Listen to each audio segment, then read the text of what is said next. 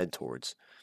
So in this case, we have a gap that's lower, right? We're anticipating sell side is drawing liquidity, but this gap is the first target. So when you want to see speed, most times it's going to come when price is efficiently delivered. Now that means there can be gaps, but the gaps you want to see work through with both buying and selling, or it's just very efficient delivery of price. Like in here, if you were to reverse, the only thing that I'm really seeing as a impediment of price just expanding upwards would be this gap here, right? We don't have clear buying and selling through this gap. But after this, like if you were to draw a line here, let me move this to here.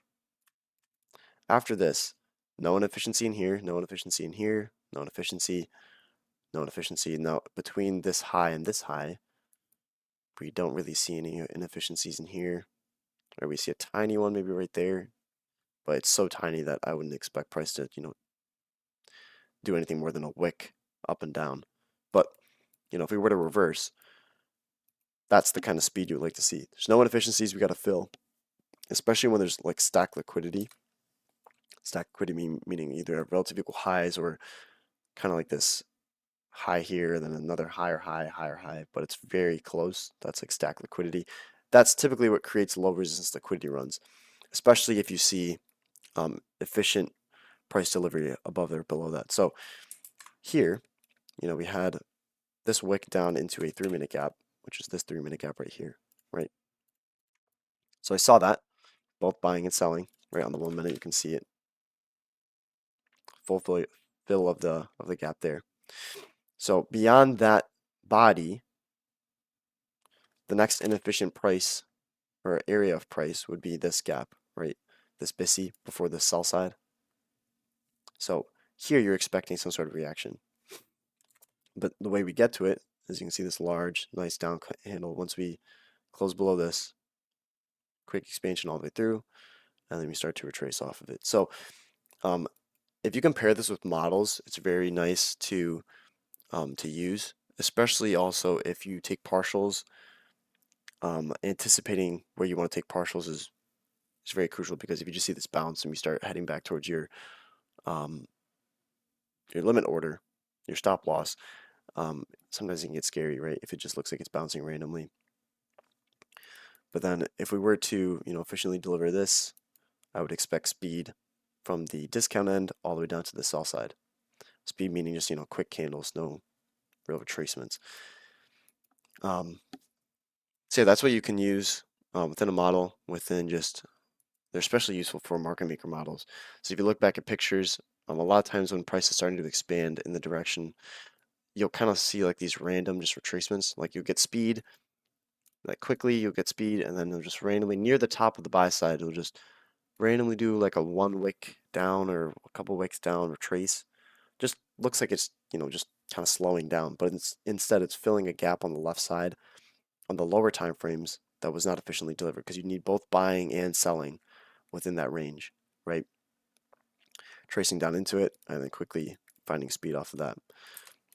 So that's where you want to see inversion gaps be used as inversion before we actually close through them. So if you see a gap that's kind of in the way of price and with the drawn liquidities further, I think this is not a really good case because we have news here in a minute, but if we were looking for this sell side aggressively, you would like this to be used as inversion. So you want to see a full, especially if we have speed, a full trade all the way through, and then we turn back either up to the premium end or a price where it wasn't delivered efficiently. So maybe up to this high, and then returning back to sell side. So we got news here in 1 minute. We're holding this bearish order block for the most part. I don't see anything in price besides us filling this gap that would indicate we want higher prices, maybe just to wick into here. But other than that, I would assume sell side is target. Looks like sell side is target down here. Put an alarm on ES as well. Oops.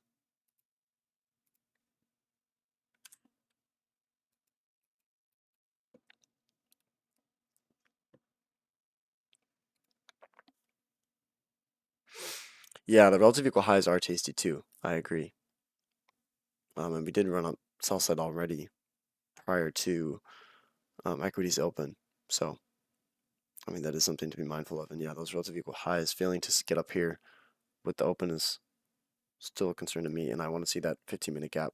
Let me actually mark this out. This 15-minute gap up here still left unfilled. So let's see. So filling this gap right in there. If you can close all the way above it, then look for speed, like I said, above that gap.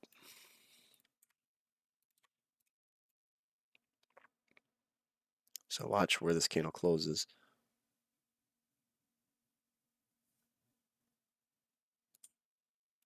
Actually trim this down.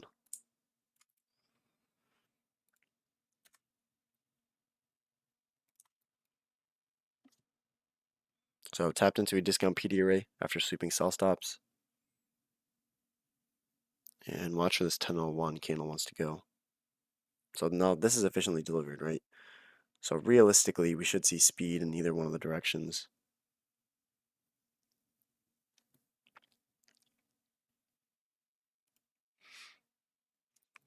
Watch this candle right here, the 959. If we fail to close below, then pretty bullish indication, right? Immediate rebalance potentially. So watch that candle. Tapped into it. Rejecting off.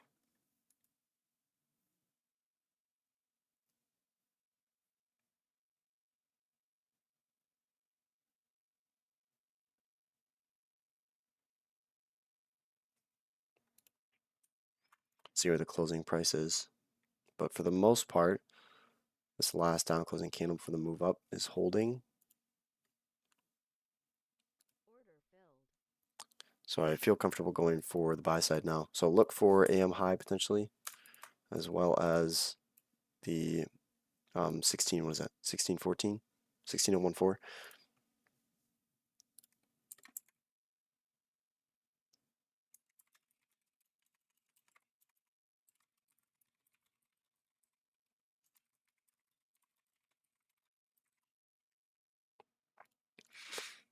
So you gotta watch how we fill this gap too, but I'm expecting price to continue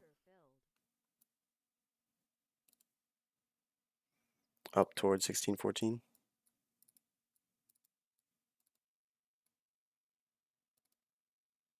Especially if you can close above this bisi. Sorry, the sibi. If you close above it, I would like to see speed. Probably through this high. Might be a tiny inefficiency there on the 2 or something. Nope. Looks pretty efficiently delivered there. Yeah. So, I mean, if we can get above this sibi, should see speed. To the premium end there. But that kind of rejection there is not super nice.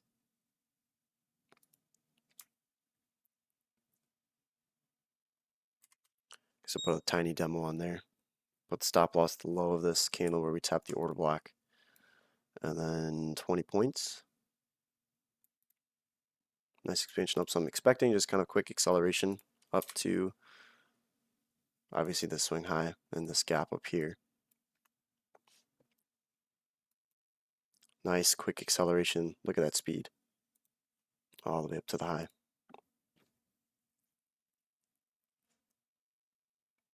Right, no inefficiencies from that premium end up to really this buy side. So I'd like to see just quick acceleration. Can even move this stop really to break even. Super close to that 20 points, and there's your 20 points within what, 2 candles? Pretty simple stuff, right? So if I turn on the execution labels, you'll see, and we should continue to run up for that high there.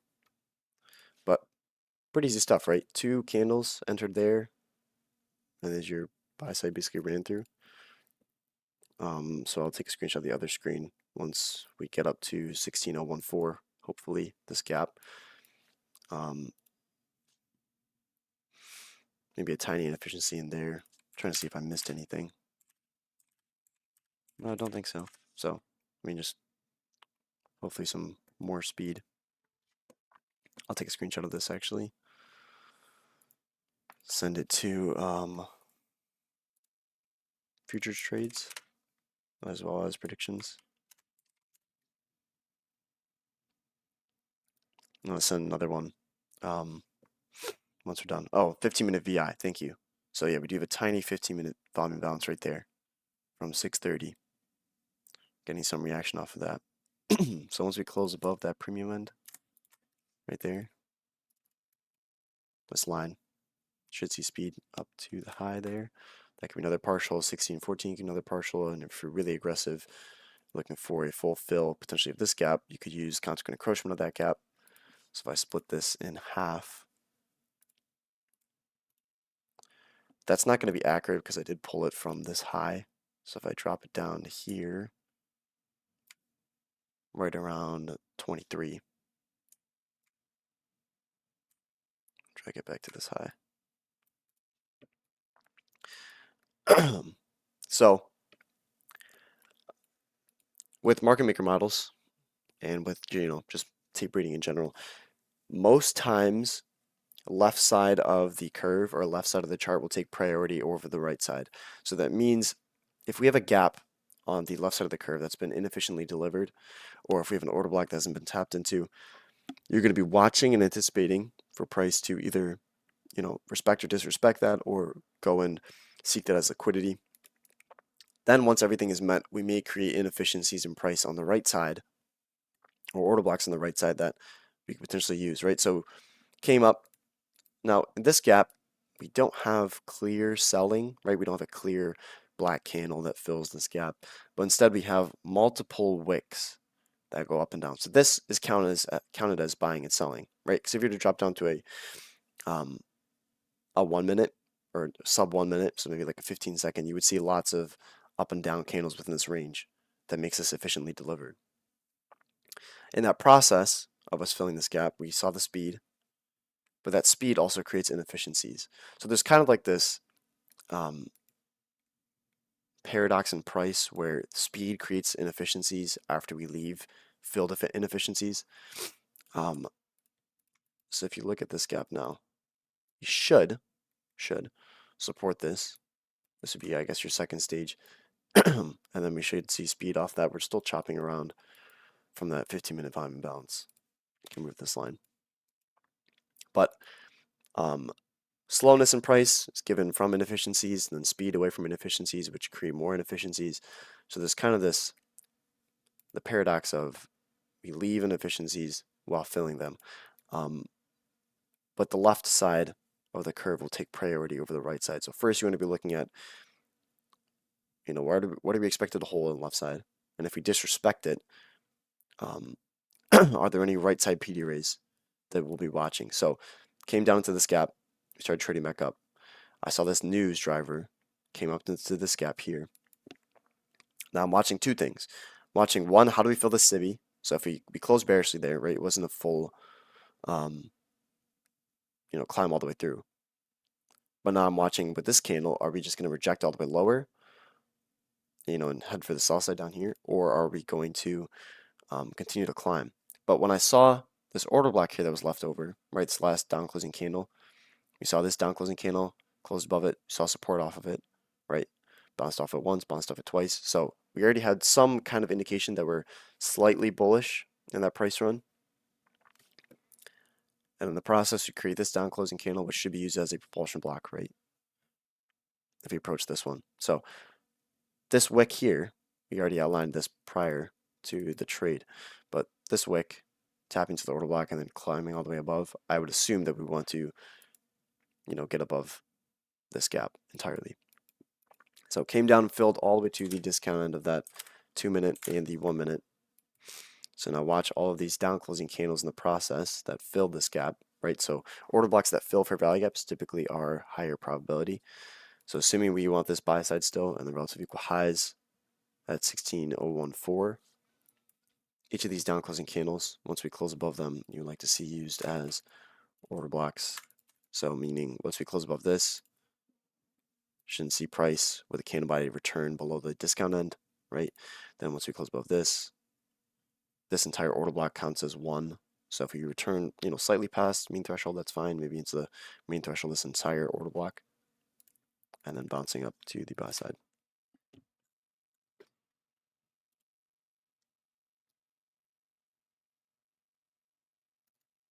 So if you were trailing a stop, could put it to this low. I think that's not terrible, especially if you can close above this order block completely.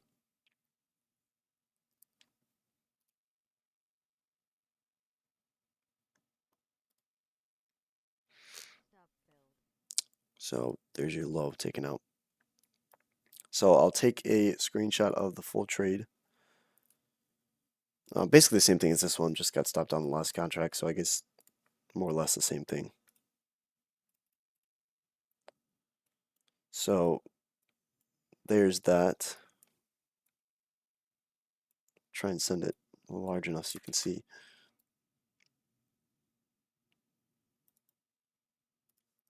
So take a look at future trades. There's the second one. So we're outside of time, right? Outside of macro now. We're at 10:11. So anything in here, we're just tape reading now. You can see right outside time, 10:10 or 10:10 right there, stopped us out and basically out of the trade. So I entered, if you look at the screenshot, if you're looking at the screenshot currently, entered short there off this candle after we saw the order block tap, looking for short-term sell side, tagged it out at the premium end of this bisi, then entered another 4 targeting the 20, and then stopped down the last one there after I trailed stop to the low I just said. So overall, pretty solid stuff, I think, for the morning. We'll just be waiting now for 10:30, right? It's the next time element that we're waiting for. So anything in between here, just tape reading. Can move this now.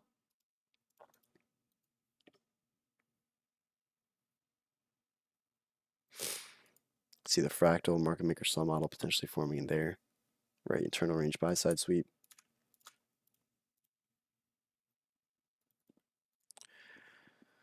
Watch this gap right here. Can move these now. So this gap.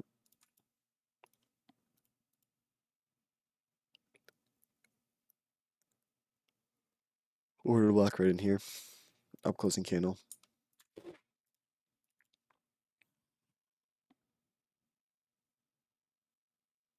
This would also be, I guess, your CISD. All right, so we closed above this candle here, right there. Then this candle comes all the way down, closes through there. So that's your CISD. I don't think, and if you want to count this as a breaker, it's not really the cleanest one. I guess we did sweep out sell side. So if you want to use your A to B leg, 2.5 down there. I don't really like that much though. Entry potentially right in here. I would not use that. It's not a clear breaker, and we're not sweeping out any substantial buy side. Fill the gap there. Watch how we potentially close lower. Assuming we will.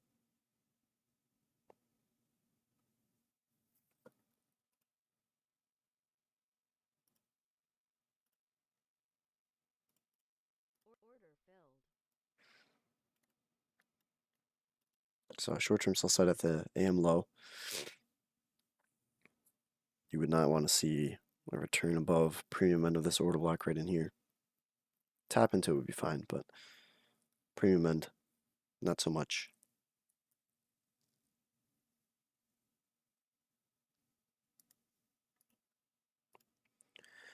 Nice. Good stuff.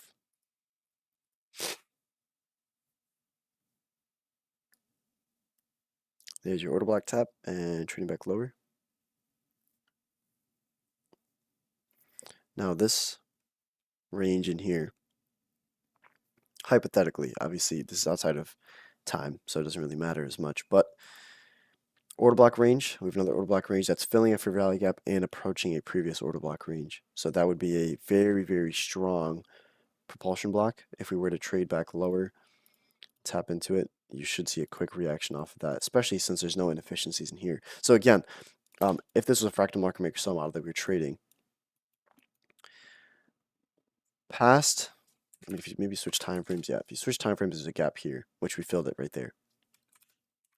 So past, really this low, if you wanted to be specific, but even past, this candle body, you would want to see speed through the low all the way until that sell side, right? There's no inefficiencies in here that we really would be tapping into. Oops. And then even speed all the way to that sell side, since we have no inefficiencies past that low that we tap into. So trading back higher, tap into this order block right here. Once more, deep discount. But you can see as soon as we get out of that macro time, right? As soon as we exit, really, I mean, as soon as we got filled there on the long order, this limit, this price action all in here is not something you want to be trading, right? If you're looking at this bearish order block, tapped into that, or this gap potentially, trade it back lower. You're looking for shorts in here, got stopped out again. So that's why time is important. If you're looking at silver bullet, I would say my first, obviously backtest it plenty, at least have 30 screenshots or so where you're comfortable with the different variations. But if you are trading silver bullet, I would say wait till after 1010 and then use price, prior to that as kind of a framework. And then I would even say don't even trade the silver bullet on the 1 minute, because a lot of times it is a little messy. Like if you look at the 3 minute, there's nothing really in here that you want to be trading. Just specifically going off the 3 minute. 5 minutes even worse.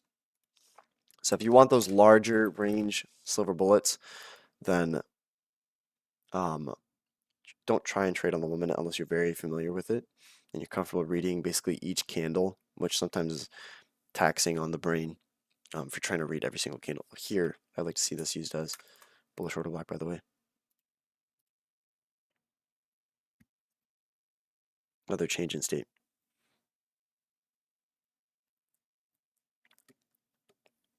This is what we're looking at, a CISD. Yeah, right here. So, yeah, this is actually a great example. So, breaker blocks are your most obvious forms of CISD. CISD just means change in state of delivery, just kind of shorthand. But when you have an order block that you're expecting to support price in one direction, so in this case, if we were to tap into the discount end right here, you want to see used as resistance, and we trade back lower. Instead, we trade all the way up through the premium end, through the wick too, and then we start to tap into it. So this is kind of your breaker. Obviously, we're outside of time, which is important. I'm going to keep mentioning that, but this now becomes your bullish order block, right? So you want to see reaction off the premium end, and this entire range is your bullish order block. That you would like to see support price, especially since we have a tiny gap down here. You may want to fill it, but yeah, your breakers are your most obvious forms of CISD. Yeah, and you pair that with phase of delivery, it becomes even stronger, right? So if you have a reversal stage where you come down, sweep out liquidity, and you form a breaker before that. So if your last order block really before the sweep of liquidity, you would expect to be used as support. Right here's a CISD, it's a clear one. There's your breaker, right? If you want to be really specific, you can drop down to maybe a 3 minute. There's probably a breaker up here somewhere, but just using this one specifically. CISD, we're in a reversal stage. Come up, tap into these inefficiencies, and we trade back lower, tapping into the CISD again. You can see the respect right there, right? So that could be your entry long if you're trading unicorn setups, right? We have inefficiencies in here that pair up with the breaker. Boom, enter long. And you're expecting, we're coming out of consolidation. We have the Judas swing lower. You're expecting out of consolidation, what do you want to see? Expansion, right? So reversal, consolidation. We have a point of interest, another point of interest, CISD. Trading, you got maybe what? If you were using that premium end as your entry, you got maybe a point of drawdown. Yeah, literally 1 point of drawdown. And then it smashes all the way up, especially with equities open, up into the buy side here and the buy side here, which, if you're taking 20-point partials, plenty opportunity. I think 40 probably, yeah, 40 points right there, right up to the 40. So 2 partial opportunities if you wanted to take it, or just using market structure, buy some liquidity pools.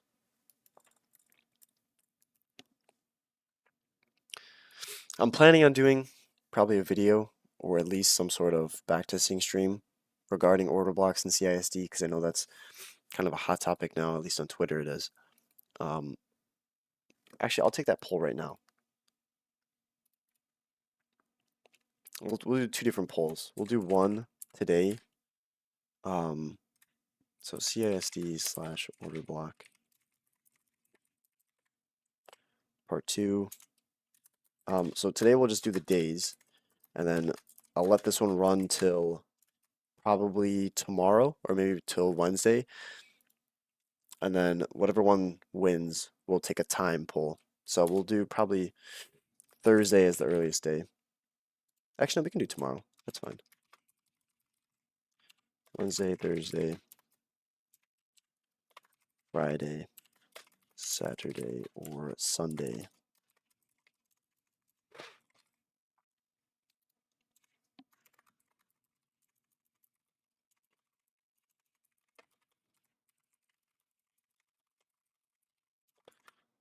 Okay, so if you are willing to attend or just want to learn more, just put your vote in that poll there. I'll check back at it on probably tomorrow. We'll run it for about 24 hours or so, give everyone a time to vote if you're free. And then depending on whatever day, we'll take a time. Most likely will be in the PMs, so won't replace a stream unless we're expecting a low probability day sometime this week, which I don't think we are.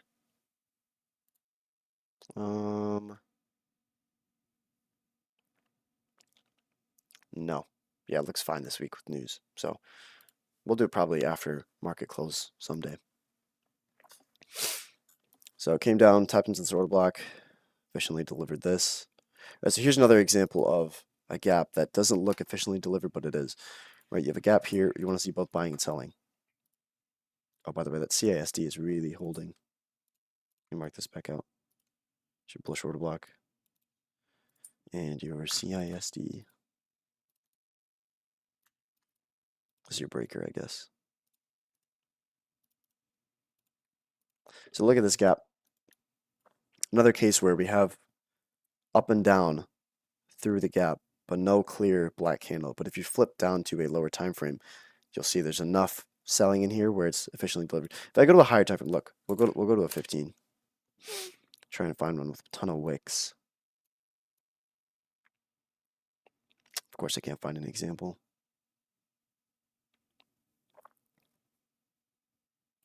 Like here, we don't have clear selling, right? But instead we have wicks that come down multiple times through it after we got the buying.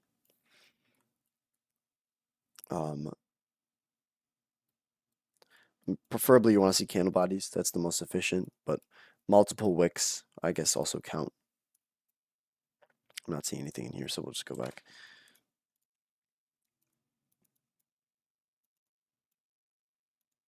Seven minutes till 10:30 here.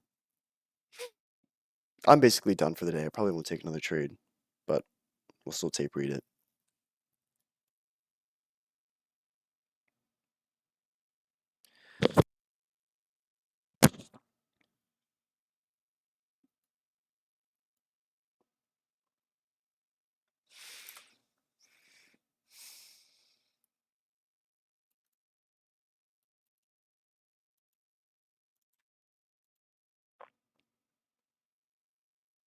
Now, a lot of times with your reclaimed fair value gaps, so meaning we fill it, we leave, and then we come back into the fair value gap. A lot of times that means that there's a point where it wasn't efficiently delivered. So obviously if you're bearish and we have a gap, something like this, I'll just draw it out over here. So we have a gap like here, sibi. Drawing liquidities down here. We're expecting lower prices. We come up, we fill it up to maybe 25%. This is including wick and candle body. Come up, fill it, and we leave. Now, if we really want it to be efficient, we might come up all the way again to the premium end and fill the rest of this gap, maybe overshooting it slightly, and then we return back lower. Now you can use that as your 2022 model in itself, right? If you dropped onto maybe a 15-second chart, if this is the one, this applies fractally, so any time frame this will work on, but if this was the 1 minute chart, and you wanted to use that as your model, you look for a reclaim for value gap, trading up into it once, failed to efficiently deliver the entire thing, wait for that buy side sweep, go into here, look for a CISD or a market structure shift, trade that, and then target the sell side or further sell side objectives, whatever it may be. Now, the only time you're not going to fill up your value gap efficiently is there's a couple of reasons. One would be your breakaway gaps. So if we're leaving some sort of higher time frame point of interest, or if we're leaving some sort of consolidation phase, a lot of times you'll see breakaway gaps form out of that range, right? So if we're stuck in consolidation, or if you see some sort of higher time frame point of interest like this, right? We have a London low, so really important session range low, come down, sweep it, and we see aggression and speed off of that level. So we make breakaway gaps that we don't fill until we see a buy side sweep. Then we come down and fill it. So breakaway gaps would be one. Two would be, this one's a little bit harder to spot most times, but if we have efficient delivery, this is kind of the same thing with consolidation, but if we have really efficient delivery prior to a move, like this we have, like if you look at this range kind of between here and here, like right in here,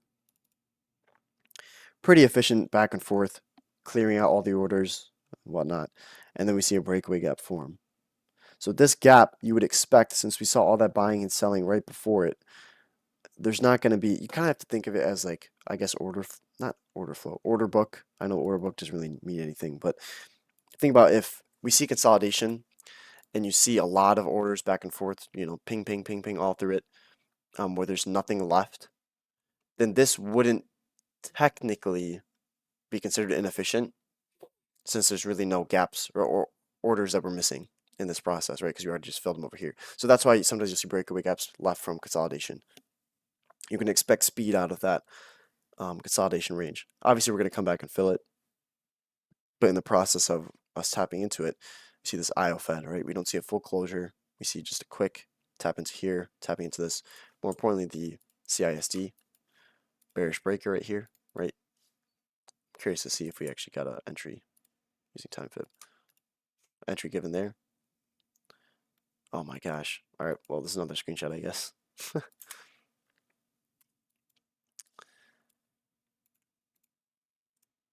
want to see one last thing. Oh, I missed the 4. Whatever. We'll add it to the screenshots anyways. Entry given. Nice valid breaker. CISD there. Entry given between 1 and 1.5, and then the 4 comes down and sweeps out. Tapping into, I think, maybe discount. Yep, tapping into discount. Perfectly there. And tapping into the CISD from the previous daily range. Obviously, then after we form that breakaway and fill it and leave it, we come up and efficiently work through it again. Right, so no clear down closing candle.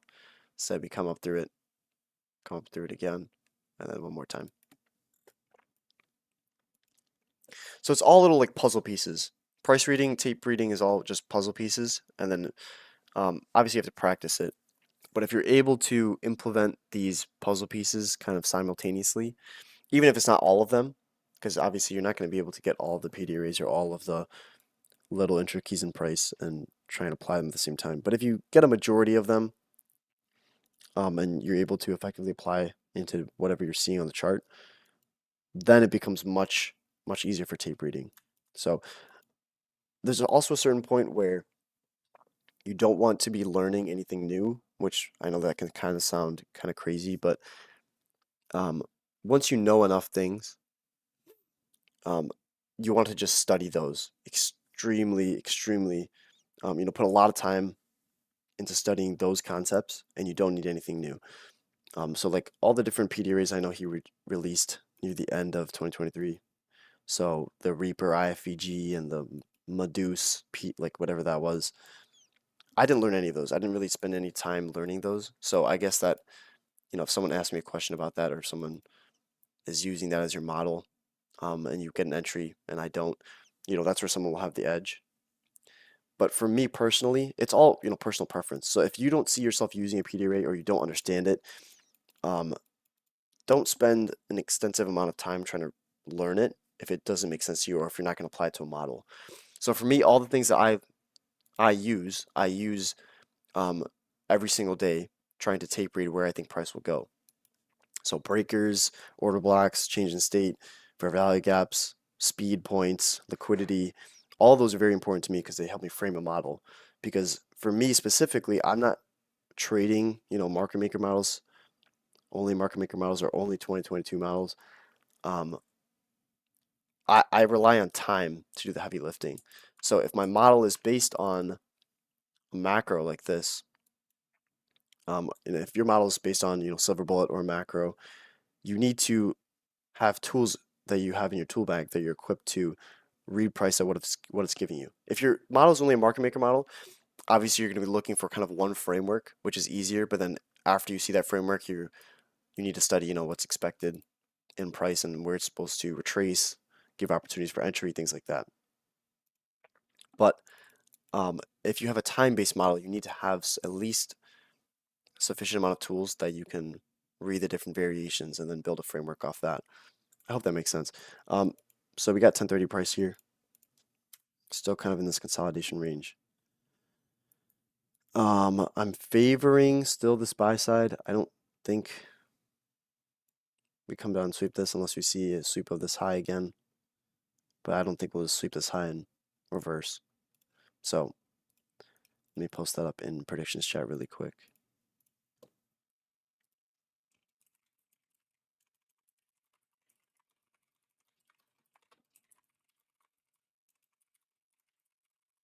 So unless we see displacement, meaning large candle, something like this, large couple candles that break out of this consolidation, nothing for me. Also, why time's important, right? You see this basically from 10:10 to 10:30, nothing in here. The algorithm will wait for time to do its chores. So if there's nothing that either needs to be transacted or there's no drawn liquidity or inefficiency we're heading for, price will just consolidate like this, build up orders, and then we'll move at a specific time. So if you don't see, well, actually we can go to the 5 minute. So the 5 minute, if you want to build a model based on 1030, SMT with ES. Let's take a look. Yeah, we do have SMT here. It's a good eye. Watch the SMT up here. Why I'm also decently close to their AM high there. So either NQ likes to catch up or it starts to lead the pack lower. Let's take a look at DXY. We haven't looked at DXY all day. Well,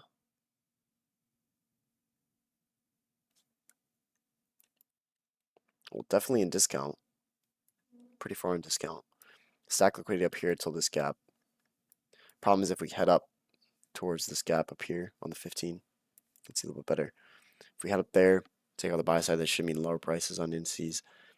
If we continue to drop off through these gaps, higher prices.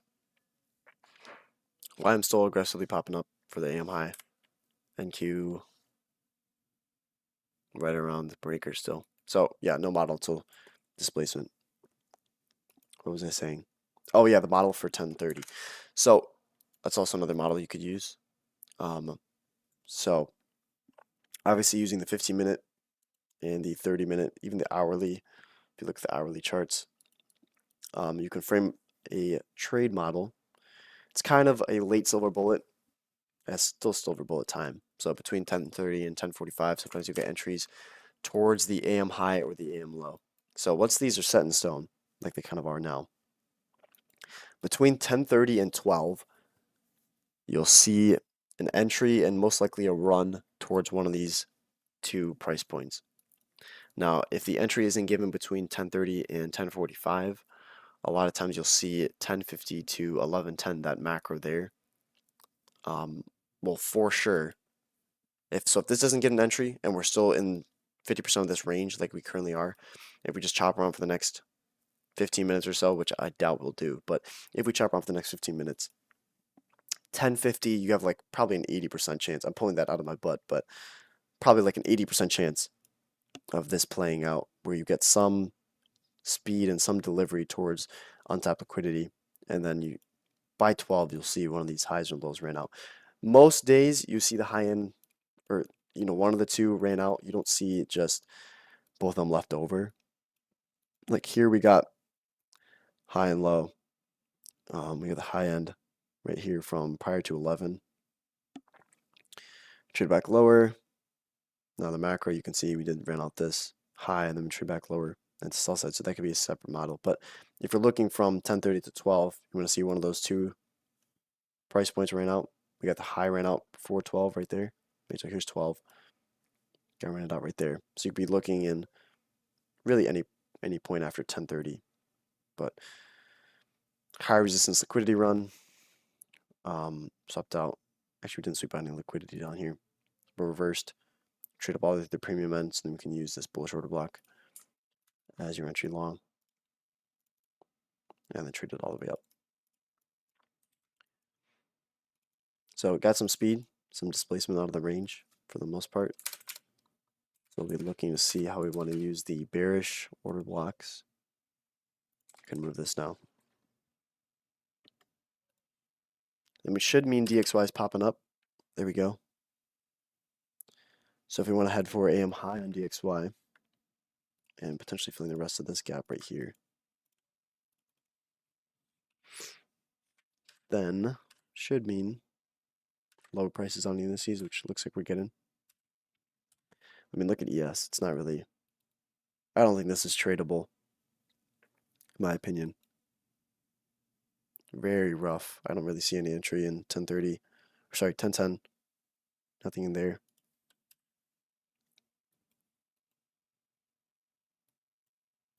Need to remove.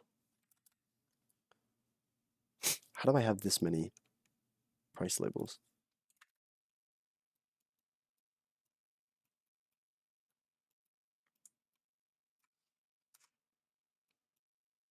It's kind of absurd.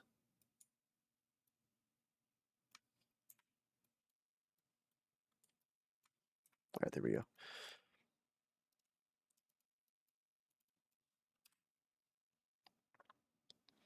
So watch this gap here.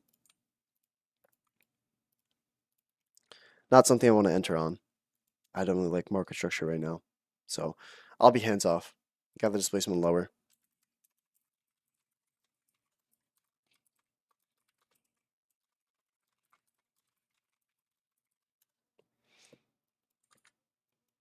Last up closing range would be right here.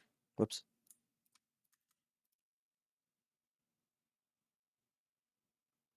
Order block. So efficiently delivered it all the way to the premium end.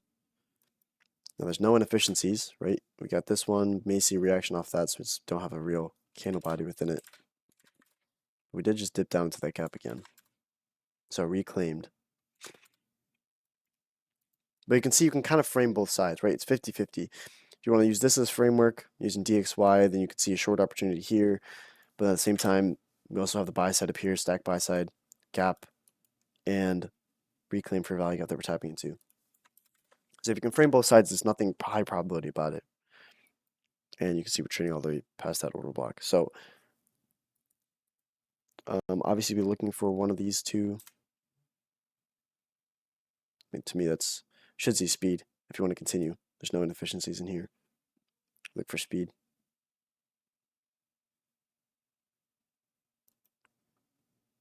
Keep going. Should keep going.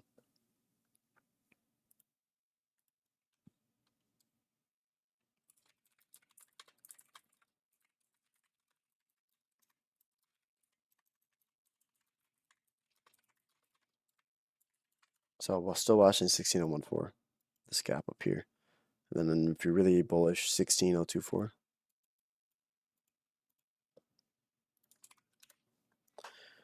See the speed all the way through, right? No imbalance. Should see speed up through that high too, all the way to 1614.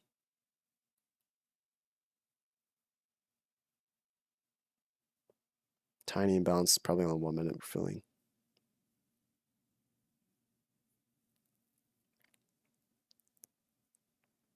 Next candle though should pop all the way through. There we go. So there's your high and 16024.25, almost to the tick. So I'm glad I was hands off. Definitely would have got stopped out for the entered short. But I mean, hindsight's a little bit clearer, right? Reclaim for value gap, and then quick aggressive speed all the way through. Flew off of this reclaimed right here. Right, so no candle buys within this range. Not a lot of wicks back and forth. Also have gap over here, but reclaim for value gap, tapped into it, drew to swing lower, sweeping the sell stops from the consolidation, and then expansion all the way up. So this expansion here, now how do you see, you can kind of see how these price runs are not as surprising. Sometimes you would see these large runs up and you would think it's just, the algorithm's trying to get there quickly. But instead, I mean, yeah, that's true. Algorithm is trying to get there quickly. But the reason is there's no inefficiencies that are left over where price needs to stop. Inefficiencies, think of inefficiencies as speed bumps. If there's no speed bumps, it's just going to fly. We have no inefficiencies besides this tiny one right over here, which I mentioned, right? It was, if you remember earlier in the stream, there's a tiny one here that I was saying, okay, it's so small that we probably should just ran all the way through it. This super tiny one. There's a little portion here, so you're expecting to see at least a wick, and you got a wick. See how it stopped right there and then came back? Filled it again, efficiently delivered that tiny imbalance, and then we flew.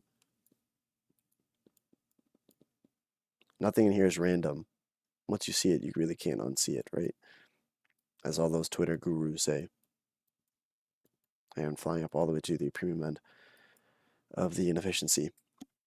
So I think, there you go. I think we'll end it off there, right? Pretty, I think, effective tape reading session this morning. Hopefully able to capture some of it. If you haven't already, please go vote in the poll for the CISD order block video. Obviously, if it's not interesting to you, then don't bother.